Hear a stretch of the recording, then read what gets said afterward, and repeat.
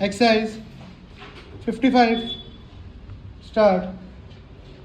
This court, in a long line of cases, has given wider meaning to the word consent in the context of sexual offences as explained in various judicial dictionaries.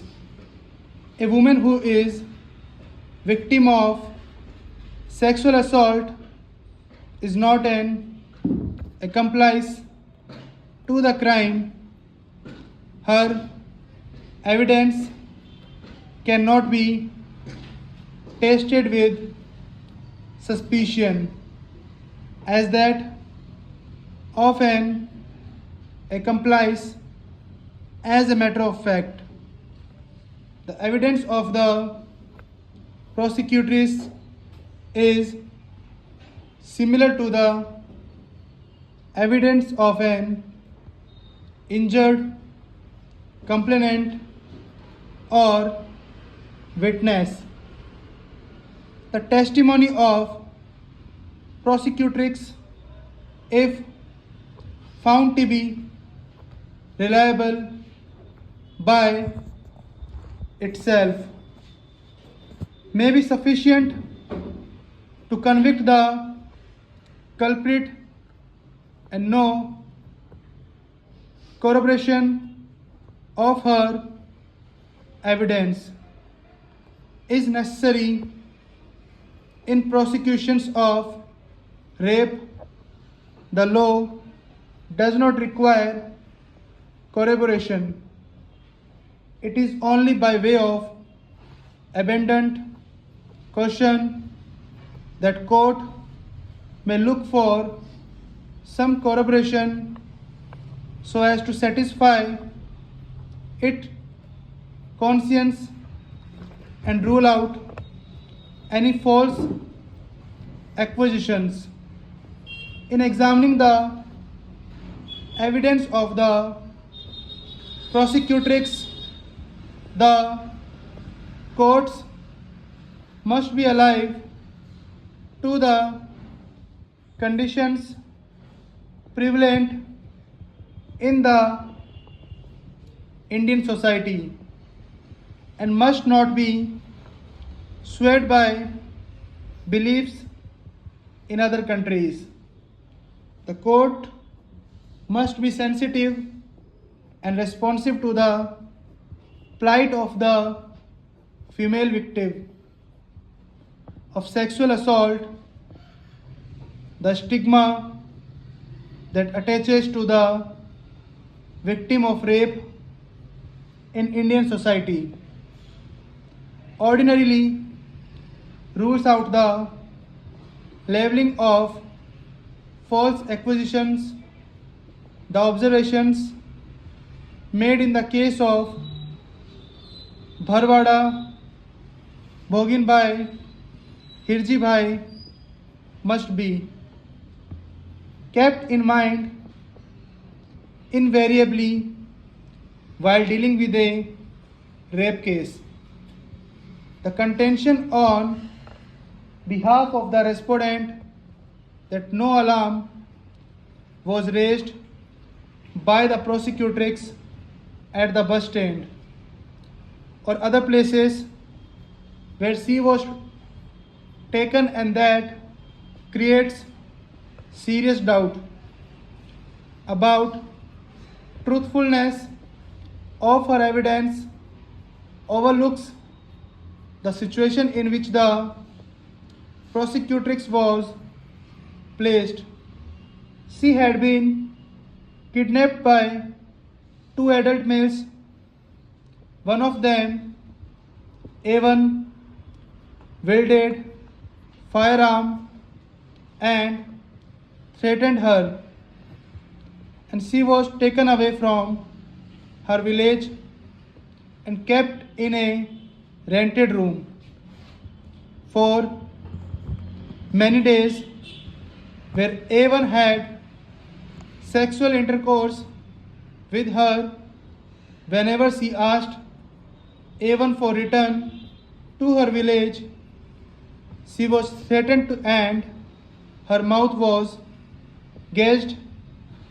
The absence of alarm by her at the public place cannot lead to an inference that she had willingly accompanied A1 and A2. The circumstances made her submissive victim, and that does not mean that she was inclined and willing to intercourse with A1. She had no free act of the mind during her stay with A1, as she was under constant fear, although there are certain contradictions and omissions in her testimony, but such omissions and contradictions are minor, and on material aspects, her evidence is consistent. The prosecutrix, being illiterate and rustic young woman, some contradictions and omissions are natural, as her recollection, observance, memory, and narration of chain of events may not be precise except the belt statement of A1 under section 313 CRPC that he has been falsely implicated due to enmity. Nothing has been brought on record that may probabilize that the prosecutrix had motive to falsely implicate him. The circumstances even do not remotely suggest that the prosecutrix would put her reputation and chastity at stake for the reason stated by A1 under section 313 CRPC that a case was pending between A1 and 1 SR. The evidence of the prosecutrix is reliable and has rightly been prosecuted, acted upon by the trial court, although the lady doctor PW5 did not find any injury on the external and internal part of the body of the prosecutrix and opined that the prosecutrix was habitual to sexual intercourse, but that does not make the testimony of the prosecutrix unreliable. The fact of the matter is that the prosecutrix was recovered almost after 3 weeks. Obviously, the sign of forcible intercourse would not persist for that long period. It is wrong to assume that in all cases of intercourse with the woman against will or without consent, there would be some injury on the external or internal part of the victim. The prosecutrix has clearly deposed that she was not in a position to put up any struggle, as she was taken away from her village by two adult males. The absence of injuries on the person of the prosecutrix is not sufficient to discredit her evidence. She was a helpless victim due to fear. She did not and could not inform the neighbors where she was kept.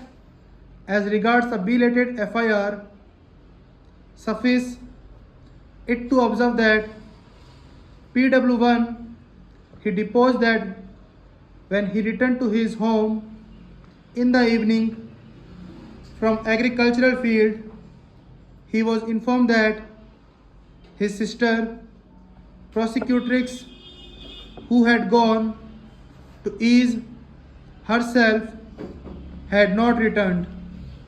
He searched for her and he was told by the two villagers that she was seen with the accused in the fields. Stop.